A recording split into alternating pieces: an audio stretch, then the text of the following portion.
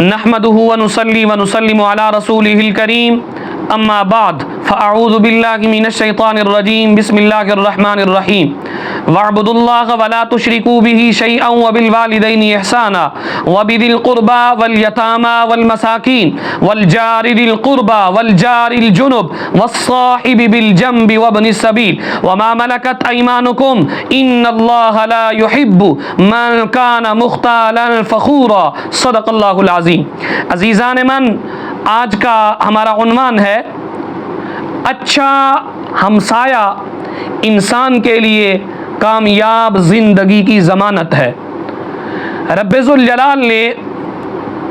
پڑوسی کے آداب اور پڑوسی کے حقوق بیان فرمائے ہیں۔ اسی طرح ہمارے آقا و مولا صلی اللہ تعالیٰ علیہ وآلہ وسلم نے انسان کے اوپر لازم کیا ہے کہ انسان کا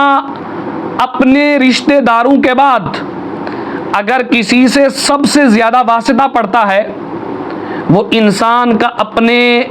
پڑوسیوں کے ساتھ زیادہ تعلق رہتا ہے۔ انسان کی زندگی کامیاب اور ترقی کی طرف تبھی ہی جا سکتی ہے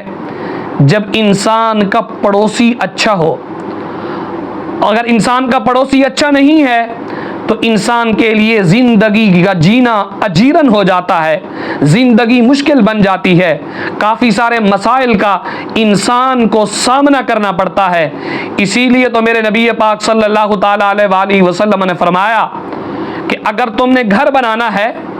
گھر خریدنا ہے تو گھر خریدنے سے پہلے،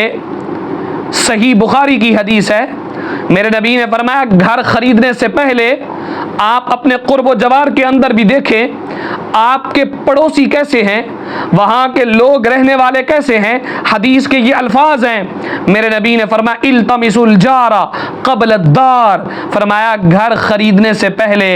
اچھا پڑوسی تلاش کرو۔ اور دوسرے مقام پر فرمایا انسان کے لیے 4 چیزیں خوش بختی کی علامت ہے اور 4 ہی چیزیں بدبختی کی علامت ہیں۔ جو 4 چیزیں خوش بختی کی علامت ہیں ان 4 علامات میں سے ایک علامت میرے نبی نے فرمایا وہ یہ ہے الجار الصالح، نیک پڑوسی۔ اور جو 4 بدبختی کی علامتیں ہیں ان میں سے ایک میرے نبی نے فرمایا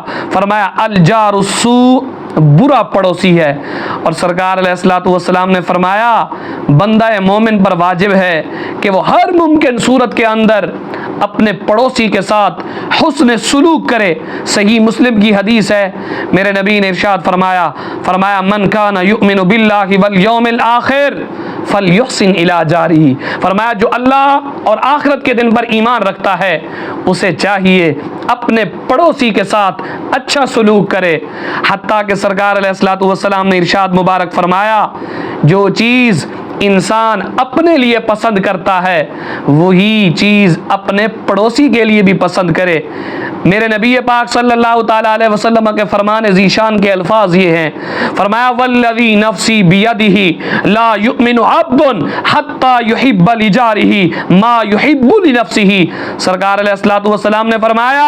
اس ذات کی قسم جس کے قبضہ قدرت میں میری جان ہے، کوئی شخص اس وقت تک مومن نہیں ہو سکتا جب تک اپنے پڑوسی کے لیے بھی وہی پسند نہ کرے جو اپنے لیے پسند کرتا ہے۔ کیا مطلب؟ میرے نبی نے فرمایا جو چیز تم اپنے لیے پسند کرتے ہو وہی چیز تم اپنے پڑوسی کے لیے بھی پسند کرو۔ سرکار علیہ الصلوۃ والسلام کی تعلیم پر قربان جائیے، میرے نبی نے فرمایا پڑوسی کو تکلیف نہیں دینی چاہیے، پڑوسی کو تکلیف پہنچانا حرام ہے، یہ بد اخلاقی اور ایمان کے کمزور ہونے کی دلیل ہے۔ سرکار علیہ الصلوۃ والسلام نے فرمایا من کان یؤمن باللہ والیوم الآخر فلا یؤذی جارہ، فرمایا جو بندہ اللہ اور آخرت کے دن پر ایمان رکھتا ہے وہ اپنے پڑوسی کو ایذا نہ دے، تکلیف نہ دے، ایسا کام نہ کرے جس سے اس کی زندگی مشکل ہو جائے۔ سرکار علیہ الصلوۃ والسلام کی تعلیم کا کیا کہنا، میرے نبی کا انداز تربیت دیکھیے۔ سرکار علیہ الصلوۃ والسلام نے فرمایا پڑوسی کا حق یہ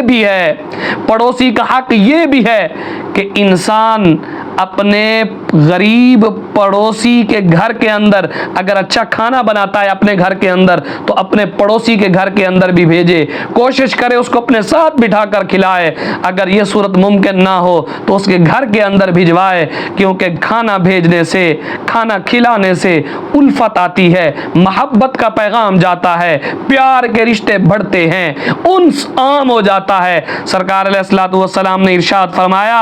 اذا طبخ احدکم قدرا فلیکثر مرقھا ثم لیناول جارہ منھا، فرمایا جب تم میں سے کوئی ہانڈی پکائے تو شوربہ زیادہ کرے اور پھر اس میں سے اپنے پڑوسی کو بھی دے۔ اور سرکار علیہ الصلوۃ والسلام کے اس فرمان سے آپ اندازہ لگائیے، میرے نبی نے فرمایا اگر گھر کے اندر تم کوئی پھل بھی لے کے آتے ہو اس کے اندر بھی تمہارے پڑوسی کا حق ہے۔ سرکار علیہ الصلوۃ والسلام نے فرمایا ان اشتریت فاکہۃ فاہد لہ فإن لم تفعل فأدخلها سرا ولا يخرج به ولدك ليغيظ بها ولده، سرکار نے فرمایا اگر کوئی پھل خریدو تو اس کو بھی تحفے کے طور پر پڑوسی کو بھیجو، فرمایا اگر تم نہ دے سکو تو اس پھل کو اس طرح چھپا کر اور پوشیدہ کر کے گھر کے اندر لاؤ کہیں وہ دیکھ نہ لے، اور تمہاری اولاد یہ پھل لے کر باہر مت جائے، کیونکہ کل جب یہ باہر نکلیں گے پھل کو لے کر تو پڑوسی کے بچے دیکھیں گے تو ان کے دل کے اندر بھی حسرت آئے گی، ان کی دل آزاری ہوگی، انہیں تکلیف پہنچے گی۔ میرے نبی پاک صلی اللہ تعالیٰ علیہ وسلم نے اس قدر پڑوسی کے حقوق بیان فرمائے ہیں، اس لیے اللہ کی بارگاہ کے اندر یہ دعا بھی کرتے رہنا چاہیے کہ رب ذوالجلال نیک پڑوسی نصیب فرمائے۔